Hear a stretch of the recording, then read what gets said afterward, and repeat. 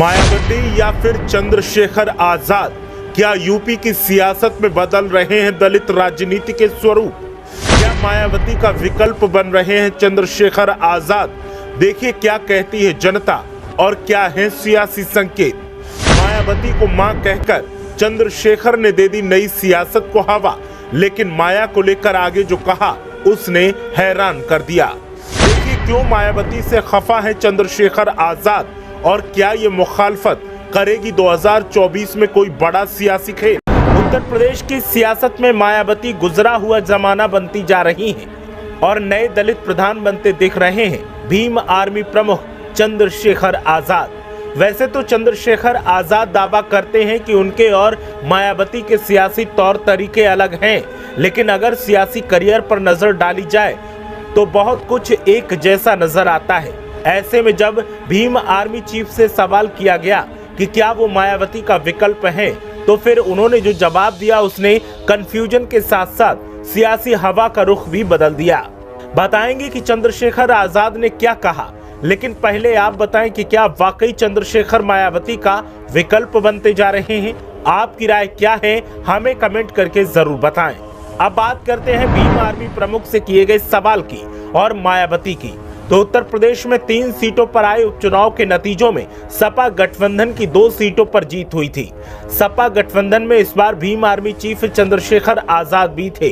उपचुनाव के नतीजों के बाद कहा गया कि इस बार दलितों का वोट सपा गठबंधन को मिला है।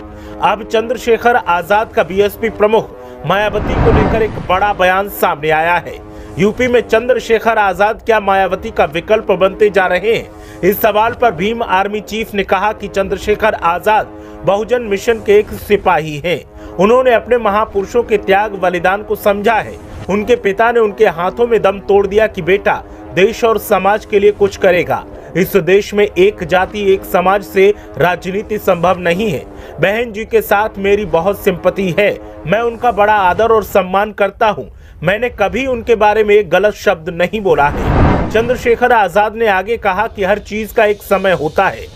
जब तक बहन जी ने अपनी विचारधारा के साथ काम किया, लोगों ने उनका पूरा साथ दिया। इस बार भी कुछ वोट चला गया, लेकिन मुझे नहीं मिला। एमसीडी, गुजरात और हिमाचल में आप 1% भी वोट नहीं ले पा रहे हैं तो आपकी नीतियां गलत हैं। आप पर जनता विश्वास नहीं कर पा रही है। एक समय था जब आपको आगे बढ़ाने के लिए लोग मेहनत कर रहे थे। उन्हें चाहिए था कि वे मुझे बेटे की तरह एक अवसर देती। भीम आर्मी चीफ ने ये बातें एक मीडिया चैनल के साथ बातचीत में कही। उन्होंने कहा कि जैसे उन्होंने परिवार के लोगों को अवसर दिया है, वे मुझे भी अवसर देती और जो मुझ में कमी थी वो मुझे सिखा देती। मुझसे कहती कि आगे आओ और काम करो। उन्होंने कभी ऐसा प्रयास नहीं किया, लेकिन मैंने कई बार ऐसा प्रयास किया है। बहन जी ने एक वक्त कह दिया था कि मेरा उनसे कोई मतलब नहीं है। नेता अगर अपने लोगों से दूरी बना लेगा तो फिर लोग क्या करेंगे। एक बार तो उन्होंने मुझे बेटा करके बुलाया रहता। मैं 16 महीने जेल में रहा, लेकिन एक बार उफ नहीं की। मेरे आगे बढ़ने से बीएसपी के लोग भी हमसे बहुत खुश हैं। बीएसपी के लोगों के खुश होने का मतलब साफ है कि चंद्रशेखर मानते हैं कि वो मायावती का विकल्प है, लेकिन वो खुलकर इस बात को बोलने से डरते हैं। ऐसा करके वो जहां मायावती के साथ दुश्मनी मोल लेने से बच रहे हैं, तो वहीं ये भी गुंजाइश बचाकर रख रहे हैं कि अगर भविष्य में उन्हें मायावती की पार्टी के साथ मिलना पड़ा तो उससे कोई दिक्कत नहीं होगी।